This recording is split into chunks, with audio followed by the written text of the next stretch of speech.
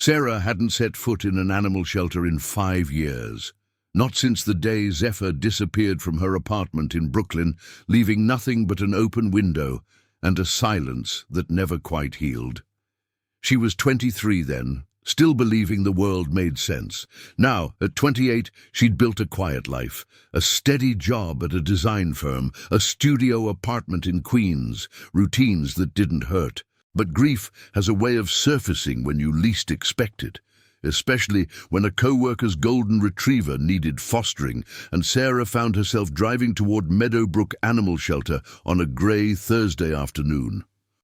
The shelter smelled like disinfectant and hope, that particular mixture of anxiety and possibility that hangs in rooms where lost things sometimes find their way home. Sarah had come to pick up paperwork for the foster program. Nothing more. She wasn't looking for ghosts. But as she walked past the cat wing, past the cages of tabbies and calicos and sleek black cats pressed against glass, she heard it. A meow. Not unusual in itself, but something in its pitch, almost musical, almost like a question, made her pause. She turned toward the sound, and the world narrowed to a single cage. Chapter 1. The sound. The meow came again, higher this time, urgent. I stood frozen in the narrow corridor of the cat wing, my heart doing something unfamiliar, something like recognition. Around me, other cats shifted in their enclosures. A Siamese in the corner grooming her paw, an orange tabby sleeping in a sunbeam that stretched across linoleum, a young tortoiseshell watching me with clinical interest. But my eyes had locked onto the cage, at chest height, the one halfway down the row. Inside, a Savanna cat lay on a thin grey blanket. I couldn't breathe properly. My hands felt distant, like they belonged to someone else. The cat was lean, maybe too lean, with that unmistakable spotted coat, the long, muscular frame, the ears too large and alert for any ordinary house cat. Savanna cats are rare.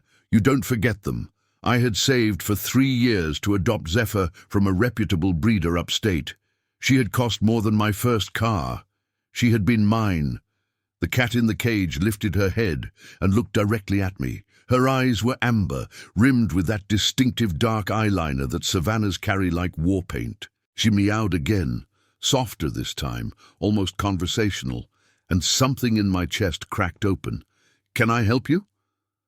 A shelter worker appeared beside me, clipboard in hand. She was young, maybe early 20s, with kind eyes behind wire-rimmed glasses. "This cat," I said, my voice strange to my own ears. "How long has she been here?" The worker consulted her clipboard, frowning slightly. "Let me check our system. That one came in about 6 months ago, found in an abandoned warehouse in Red Hook, pretty malnourished and skittish. We've been nursing her back to health, but—" She glanced at the cage. "Honestly, most people don't want a Savanna. They're high maintenance, and this one doesn't seem to trust many people. You interested?" I wasn't hearing the rest. 6 months. Red Hook was only 10 miles from where Zephyr had disappeared 5 years ago. The timeline didn't align, but my body was making its own calculations, independent of logic. "Can I hold her?" The words came out as a whisper. The worker hesitated. "She's not great with strangers, but you seem like you know what you're doing with cats. Let me grab some gloves." I waited, my hands trembling, while the worker unlocked the cage. The Savanna cat stood, stretched, and walked directly toward me. Up close I could see the wear on her, a notch in her left ear, scars along her ribs that suggested fights or accidents I couldn't imagine. But there was something else too, a small birthmark on her left paw pad, shaped like a crescent moon, barely visible unless you knew where to look. I had taken a photo of that exact mark 5 years ago. It was saved in a folder on my laptop titled Zephyr, in case I need to prove she was real. The cat stepped into my arms, and I felt her purr before I heard it, a vibration that traveled through my chest and seemed to rewire something fundamental in my nervous system. "She doesn't usually do that," the worker said softly. "Purr for new people, I mean, that's..." Actually, kind of remarkable. I held her against me, breathing in her scent, shelter soap masking something wild and familiar underneath.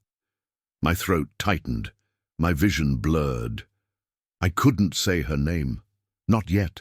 Not here. Not until I understood how a cat that disappeared from a third-floor apartment 5 years ago could be standing in an animal shelter in Queens, impossibly alive, impossibly here. The worker was saying something about adoption fees and medical records, but I wasn't listening. I was thinking about open windows and the mysteries we never solve. I was thinking about time and loss and the strange mathematics of grief, and I was thinking that sometimes the world doesn't make sense at all.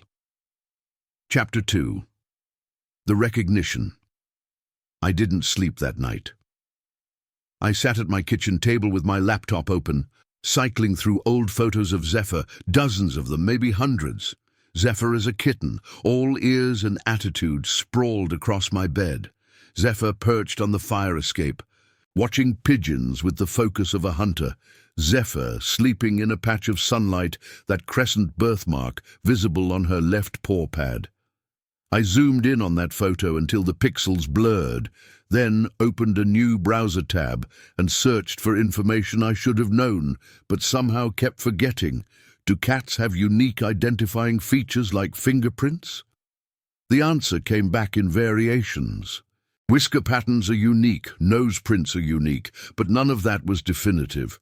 Cats age. They change. That cat in the shelter had been malnourished and scarred. 5 years is a long time in a cat's life. And yet. My phone showed 3:47 a.m.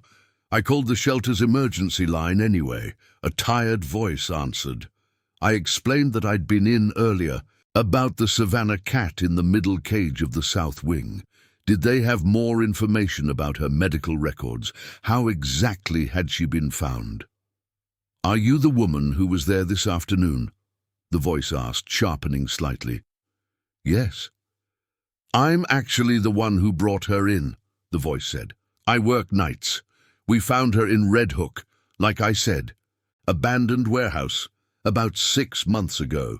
She was in rough shape, dehydrated, underweight, some kind of infection in her left ear. The vet thought she'd been feral for a while, but there were signs she'd been handled by humans before. Well-groomed underneath the dirt, that kind of thing. We've had her in recovery, but she's been difficult to place. People want kittens or gentle older cats. A Savanna with trauma history is a hard sell. Do you have photos from when you found her? I asked. Of the warehouse? Not really. Just intake photos at the shelter. Why? You want to adopt her or something? Yes, I said. I want to adopt her. I could hear the smile in the worker's voice. That's good. That's really good. We can start the paperwork when we open at 9. Fair warning, though, the adoption fee is waived for cats that have been with us over 5 months. But she'll need a health check, and there's a modest fee for that. Do you have any experience with Savannas? Yes, I said, I do. After I hung up, I sat in the dark of my kitchen and allowed myself to cry. Not the sharp, desperate crying of 5 years ago when I'd called everyone I knew, checked every shelter within 50 miles, posted on every missing pet forum that existed. This was different. This was the crying of someone who'd learned to live with a hole in their chest and was suddenly being offered the impossible luxury of it being filled. But I didn't let myself believe. Not yet. I called in sick to work and drove to the shelter as soon as they opened. The same worker from the day before was there, looking less surprised to see me than relieved. She walked me through the adoption process, standard questions about my living situation, my experience with animals, my ability to afford veterinary care. I answered everything with the precision of someone filling out a legal document. We do require a trial period for certain cats, she explained. 7 days, in case it's not a good fit. You'd bring her back, no questions asked, no penalty, but... She glanced at me. I don't think you're going to bring her back. The Savanna cat was already waiting in an adoption room when I was called in. She sat on the edge of a metal table, watching the door. When she saw me, she jumped down and walked across the linoleum directly to my legs, winding around them once before looking up at me with those amber eyes. "What will you name her?" the worker asked, handing me the paperwork and a carrier. I picked the cat up, feeling her lean frame, her strong heartbeat, the particular weight of her that I had carried in my muscle memory for 5 years without knowing it. "Zephyr," I said. "Her name is Zephyr." The worker smiled. "Welcome home, Zephyr. If you're enjoying this journey so far, tell us in the comments where in the world you're watching from." Chapter 3. The Questions. The first week, I barely left the apartment. I had taken vacation time, 5 days of it, claiming a family emergency that wasn't entirely a lie. Zephyr needed to adjust, the shelter had warned. She needed to understand that this was a permanent home, that she could trust the space and the person in it. What they hadn't told me was how much I would need to adjust to the reality of her presence. She was a different cat than the one I'd lost. That was the first thing I had to accept. The Zephyr I'd known 5 years ago had been confident, almost arrogant. She'd owned my apartment with the casual certainty of a despot. She'd demanded attention on her terms, sauntered across furniture like she was inspecting territories, and had a particular way of meowing that sounded like she was permanently irritated with me for existing. This Zephyr was cautious. She explored the apartment room by room, her body low to the ground, her ears constantly rotating to track sounds I couldn't hear. She ate slowly, as if she expected the food to disappear. She slept in the bathtub for the first 2 days, a strange, vulnerable choice that made me think about warehouses and survival and what 5 years of unpredictability might do to a creature's sense of safety. But there were moments of recognition. When I sat on the couch, she would jump up beside me, not on my lap, always maintaining a careful distance, and the purr would start. That same vibration I'd felt at the shelter. And sometimes, in the late afternoon when the light hit the apartment in a particular way, she would jump onto the windowsill exactly as she used to, her tail twitching with the same calculated intensity as she tracked the pigeons outside. On the 4th day, I called the shelter and asked if I could speak to the worker who'd found her. "I need to know more details," I explained. "About the warehouse. What address? Do you remember anything else about her condition?" The worker, her name was Maya, hesitated. That's kind of unusual. Most people don't really care about the origin story once they have a cat home safe. But I can give you the address. It was 847 Van Brunt Street. We found her in a back room, behind some old storage containers. There were signs someone had been leaving food there, cans mostly. We never found out who, but someone had been keeping her alive, I think, intermittently at least. 847 Van Brunt Street. I looked up the address on my laptop. Red Hook, as stated. I pulled up Google Street View and stared at the warehouse. A gutted industrial building, clearly abandoned, with boarded-up windows and graffiti covering the brick. The photo was 2 years old, so it might have changed. But something about it felt significant. Like a sentence I was supposed to understand if I could just find the right translation key. I made a decision that felt half crazy. On Friday morning, with Zephyr settled in her carrier and armed with a vague story about checking on the location where she'd been found, I drove to Red Hook. The warehouse looked worse in person than in photos. Debris cluttered the parking area. The front door was chained shut, but there was an alley around the side, and the chain on that door had been cut recently, judging by the rust patterns around the edges. I hesitated for exactly 3 seconds before stepping inside. The interior smelled like concrete dust, rust, and something else. Something organic and slightly sweet, like rot or animal waste. Light filtered through cracks in the boarded windows, creating geometric patterns on the floor. I could hear the sound of rats moving in the walls, the groan of old building materials settling. Zephyr made a low sound in her carrier, not quite a meow, more like a vocal acknowledgement. "I know, girl. I whispered. "This is where you were. I'm just trying to understand how." I moved deeper into the warehouse, following what might have been a path, and then I found it. A back room, lined with old storage containers, with a particular corner that showed signs of habitation, a torn blanket, cans of cat food, mostly empty, and on the wall, scratched into the paint, initials carved deep into the surface, R.H. plus Z, 2019. My stomach contracted. R.H. could be anything, but 2019 was the year Zephyr had disappeared. I stood in that warehouse room, holding my cat's carrier, trying to understand what story this was trying to tell me. Had someone taken her deliberately? Had they cared for her? And if so, where were they now, and what did it mean that they'd eventually brought her to a shelter? I would never know the answer. But standing there, breathing in the dust and the mystery, I understood something important. Some losses aren't clean. Some cats don't just disappear and reappear. Some stories don't have neat conclusions. Sometimes they just have second chances. Chapter 4. The Adjustment. By the end of the trial period, Zephyr had claimed the apartment as her own. Not in the commanding way of the original Zephyr, but through a process of gradual settlement, like a cat learning to trust gravity. She had a favorite corner of the couch where the afternoon light hit just right. She had established a feeding schedule that was apparently non-negotiable, 6 a.m. and 6 p.m., no exceptions, no delays. She had even, by day 6, allowed me to pet her while she slept. The shelter had advised patience. They'd said it might take weeks or months for her to fully decompress. They'd given me the name of a feline behaviorist if I needed one, but I think Zephyr recognized something in me, too. Or recognized the space, the apartment, the specific geometry of home that had remained largely unchanged for 5 years.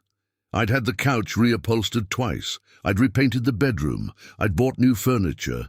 But the bones of the place were the same. The windows looked out on the same street. The kitchen had the same light. And maybe, somehow, cats remember architecture the way humans remember faces. On day 7, I officially finalized the adoption.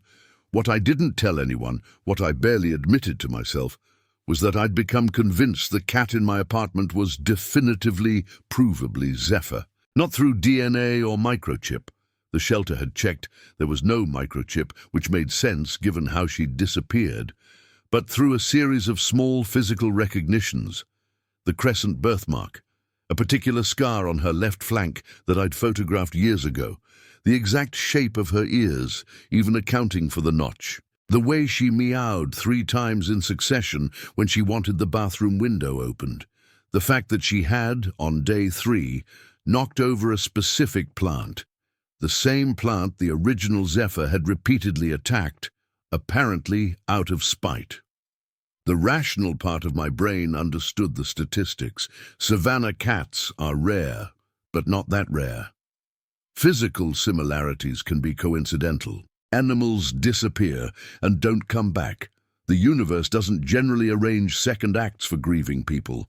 But the part of me that had carried the loss for 5 years, the part that had driven past the shelter without stopping 100 times, the part that had never quite unpacked Zephyr's food bowls or given away her toys, that part was certain. I went back to work on Monday with a secret I couldn't quite articulate. My co-workers asked about my vacation. Had I gone anywhere nice? Done anything interesting? No, I said. I just needed some time to settle something. What I'd settled was the question of whether it was possible to live with unanswered questions. On my lunch break, I sat in the office break room and called Maya at the shelter. "I'm keeping her," I said immediately. "Zephyr, I'm definitely keeping her."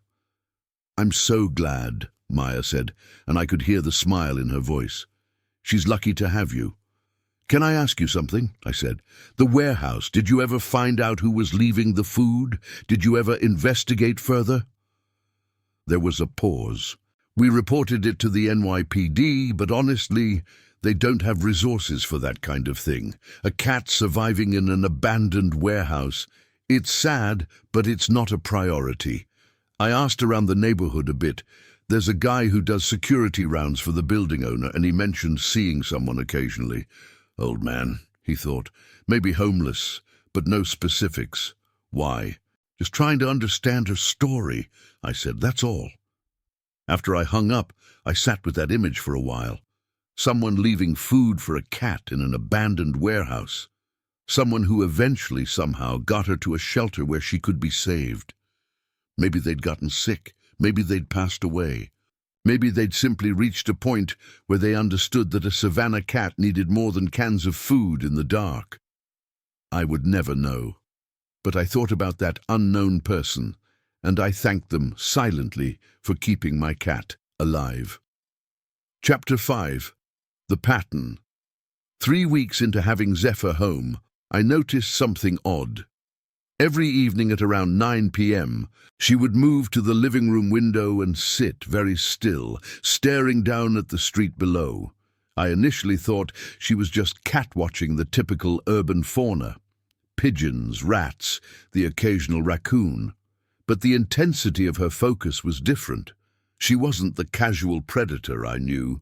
She was waiting for something specific. One night, I stood beside her and tried to see what held her attention. The street was mostly empty. A few cars parked along the curb, a couple walking a dog 2 blocks down, a bodega with its lights still on across the way. Nothing extraordinary. "What are you looking at?" I asked, and she turned to look at me, meowed once and resumed her position. This became a routine. Every evening, the same time, the same window. And every evening I would find myself standing beside her, trying to decode what her eyes were tracking. It was my mother who first suggested something else might be going on. She'd called on a Thursday. My parents still lived upstate, in the house where I'd grown up. We hadn't spoken much since Zephyr disappeared 5 years ago. My parents had been kind about it, but they'd moved forward in ways I hadn't. They'd redecorated the living room. They'd gotten a dog. They'd taken their grief and folded it into the general activity of living. "Your father and I want to come see the cat," my mother said. "If you'd like us to."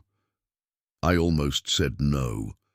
There was something precious about not having to explain Zephyr to anyone, about keeping her as a private miracle, a second chance visible only to me. But I was lonely, I realized, and my mother had loved Zephyr too in her own way. "Okay," I said, "come this weekend." They arrived on Saturday afternoon with a car full of things, treats for the cat, wine for me, groceries because my mother had never believed I knew how to feed myself properly. Within an hour, Zephyr had settled onto my mother's lap, a shocking development given that the cat had barely tolerated anyone besides me. "She's different than I remember," my mother said, stroking Zephyr's head carefully. "Softer somehow, but also more knowing." "She's been through a lot," I said. My mother and I exchanged a look. There was a lot of unsaid history in that look. Zephyr's disappearance, my 5-year silence, the slow mending that had happened without either of us acknowledging it. That evening, around 9 p.m., Zephyr jumped down from my mother's lap and moved to the window. "What's she doing?" my mother asked. "I don't know," I admitted. "She does this every night." We stood together and watched. For 20 minutes, Zephyr sat completely motionless, staring down at the street. Then, without warning, she made a specific sound, not quite a meow, more like a greeting, and jumped down, moving to her food bowl. "That's strange," my mother said. "The next morning, I noticed something I should have seen before. On the street below my window, there was a small shelter, the kind the city had installed for people waiting for buses, and underneath that shelter, someone had left a small dish. Even from 5 stories up, I could see what looked like cat food. My heart did something complicated. "Mom?" I called into the kitchen where she was making coffee. "Can you come here?" She joined me at the window, and I pointed down at the dish. "Someone's been leaving food for her," she said softly. "That's why she sits here. She's looking for them."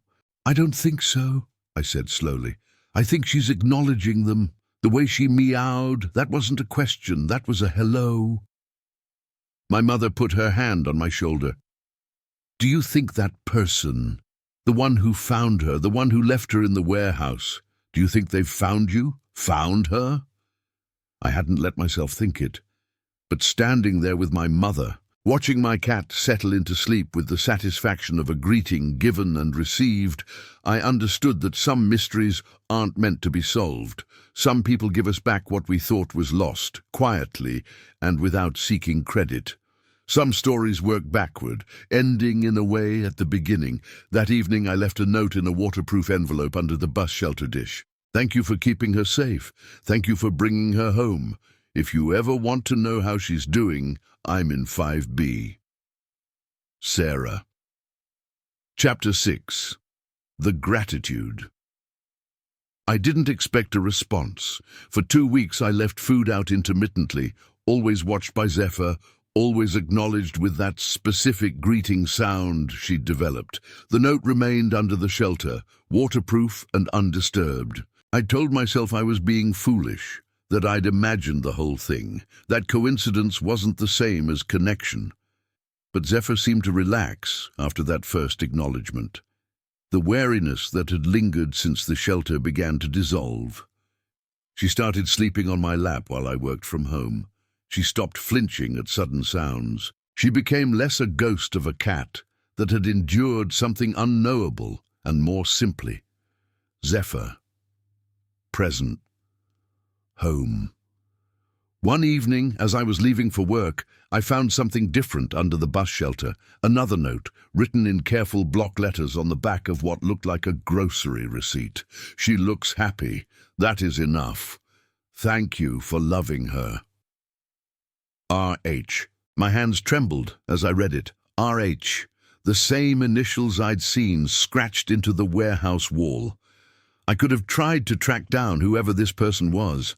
I could have left contact information, suggested a meeting, attempted to understand their story. But I didn't. I folded the note carefully and placed it in a small box with photos of Zephyr, my way of preserving something that felt important and fragile. That evening, as I prepared dinner, I reflected on what gratitude really meant. R.H. had kept my cat alive. R.H. had brought her to a place where she could be saved. R.H. had then taken up residence under a bus shelter to verify from a distance that the cat was okay.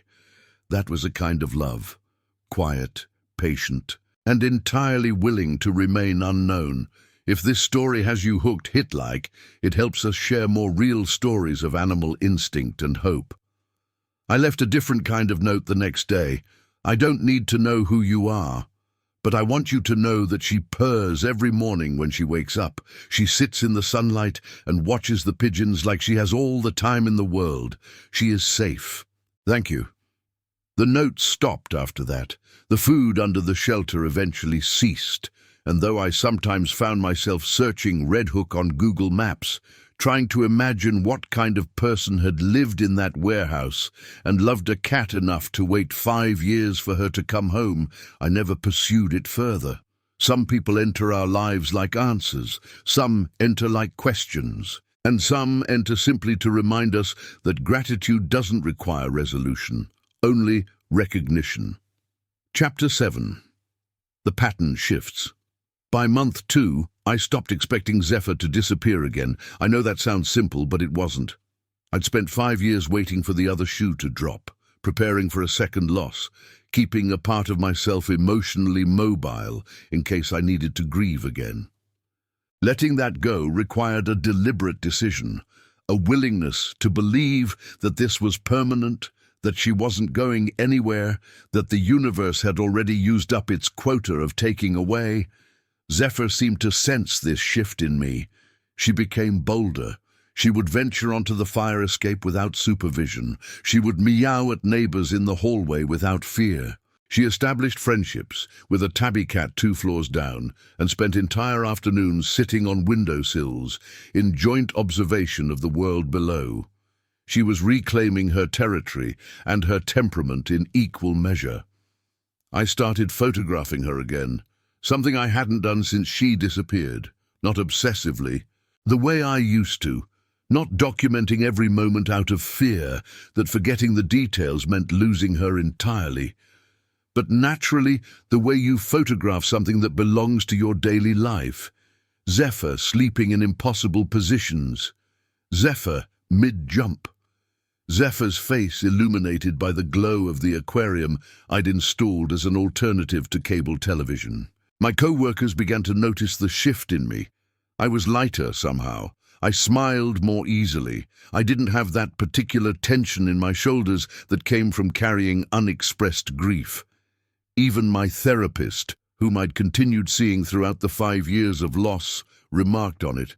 "You seem different," she said during one session. "I got my cat back," I explained. "The one I lost." But she didn't ask how that was possible. She'd been listening to me talk about Zephyr for 5 years. She understood that some second chances don't make logical sense, but they make emotional sense, and sometimes that's enough. "How does that feel?" she asked. "Like permission," I said. "Permission to stop living in the past. Permission to believe that things can change. That loss isn't always permanent. That sometimes, if you're very lucky, the world gives you back what it took." She smiled. "And the probability of that happening being astronomical doesn't diminish the meaning." "Not to me," I said. "Not anymore." That weekend, I did something I hadn't done in 5 years. I called the breeder I'd purchased Zephyr from all those years ago, a woman named Christine, who ran a small, ethical Savanna breeding program out of a farm upstate. When she answered, I expected her to be vague or distant. It had been a long time. Instead, she immediately recognized my voice. "Sarah, I was just thinking about you. I have a waiting list applicant who asked specifically if I had any clients they could speak with about Savanna ownership, and your name came to mind. How is Zephyr?" The question nearly broke me, after 5 years of never expecting to answer it again. "She's home," I said. "She's back." There was a silence on the line. "What do you mean she's back?" I told Christine the whole story, the disappearance, the 5-year silence, the shelter, the notes, all of it. She listened without interrupting, and when I finished, she said something that surprised me. "I always wondered what happened to her," Christine said softly. "I keep records of all my cats, bloodlines, temperaments, health histories. Zephyr was exceptional, intelligent, emotionally sensitive. The kind of cat that seemed to understand human behavior on an almost intuitive level. When she disappeared, I called you several times, but you eventually didn't want to talk about it. I understood, but I kept hoping you'd reach out someday and tell me she was okay." "She is," I said. "She's more than okay. She's home." "That's wonderful," Christine said. "Truly. And Sarah, the fact that she came back, that someone kept her safe and brought her to a place where she could be rescued, that says something profound about her. Savannas form attachments differently than regular cats. They're loyal in ways most people don't expect. She probably remembered you. I believe that matters." After I hung up, I sat with Zephyr on the couch and allowed myself to believe, fully and without reservation, that some of us are made to find our way home. That loyalty and love, even interrupted by 5 years of separation, don't simply disappear. That mystery and explanation don't have to work together. Sometimes they just coexist. Chapter 8. The Integration.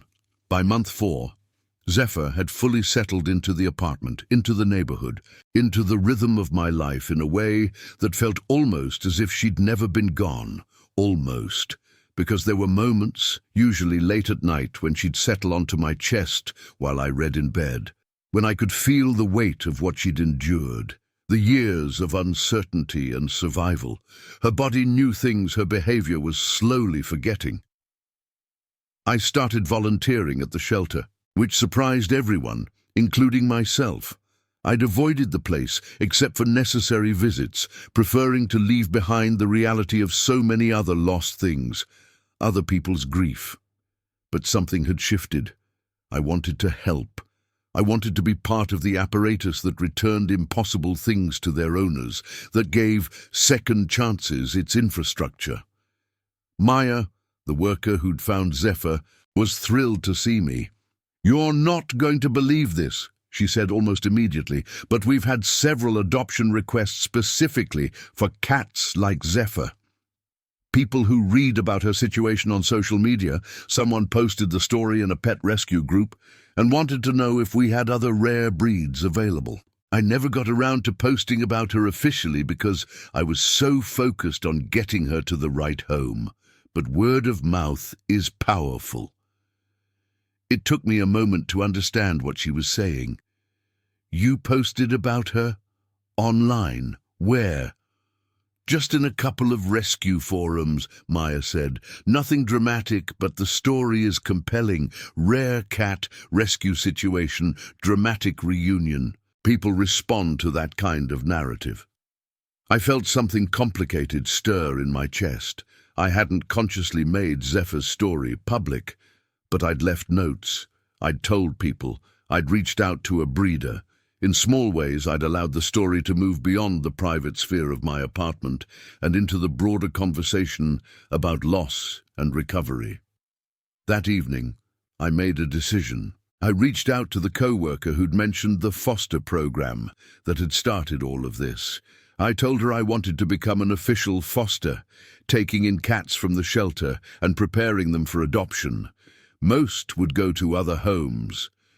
But the work felt important. The act of providing temporary safety, of being a way station between chaos and permanence, that mattered.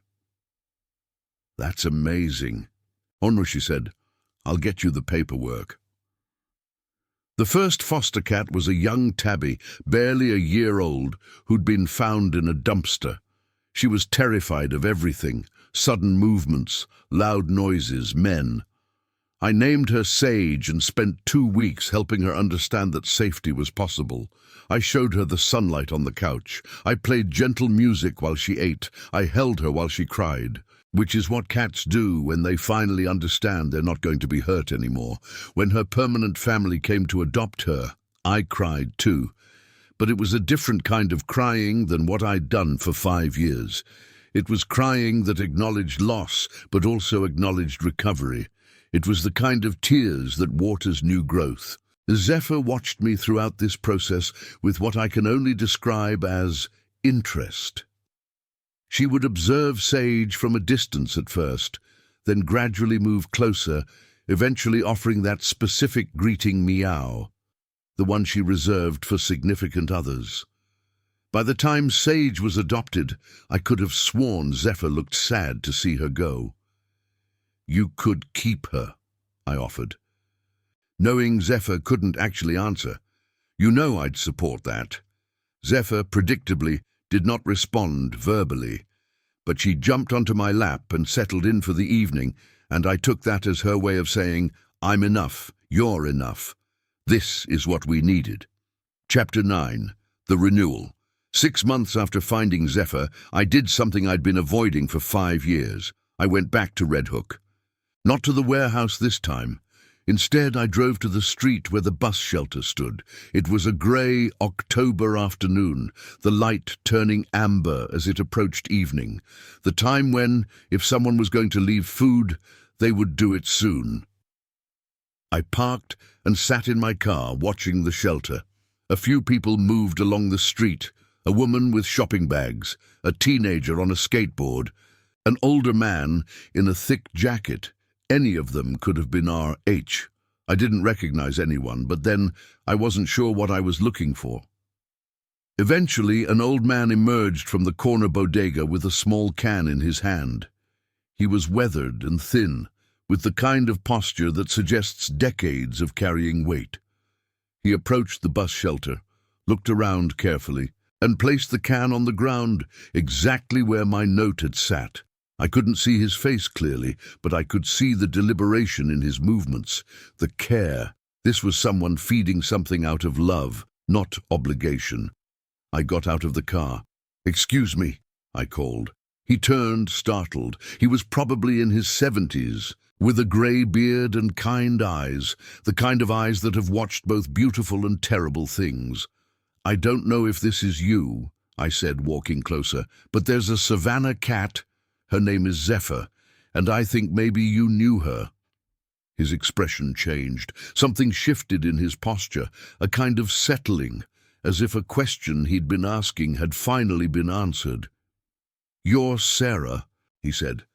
It wasn't a question. "You know my name." "Your note," he said, "and I've seen you sometimes leaving food. I wanted to make sure she was okay. I watched the window of your building a couple of times, saw her sitting there healthy and happy. That was enough." "Why did you leave her at the shelter?" I asked. "Why not keep her?" He looked away toward the street. "I lived in that warehouse for 8 years, he said quietly. "Off and on, a lot of time off. When I first found her, she was just a kitten, maybe a year old. Survived something I don't want to think about. I knew I couldn't keep her, not where I was living. I fed her when I could. I tried to help her understand the world was sometimes safe. But she deserved better than a warehouse and a homeless man." "You kept her alive for 5 years, I said. "Someone kept me alive too," he replied. "When I was young, when I was lost. I guess I was returning the favor. But I wanted her to have what I never did, someone who could give her real home, a person with 4 walls and a roof that doesn't leak." We stood together in the fading light. This man I'd never expected to meet, and me, standing over a can of cat food, connected by a creature we both loved. "She's very happy," I said. "She purrs every morning. She plays. She trusts people now. Whatever you did, whatever you sacrificed, it mattered." He nodded. "That's all I needed to know."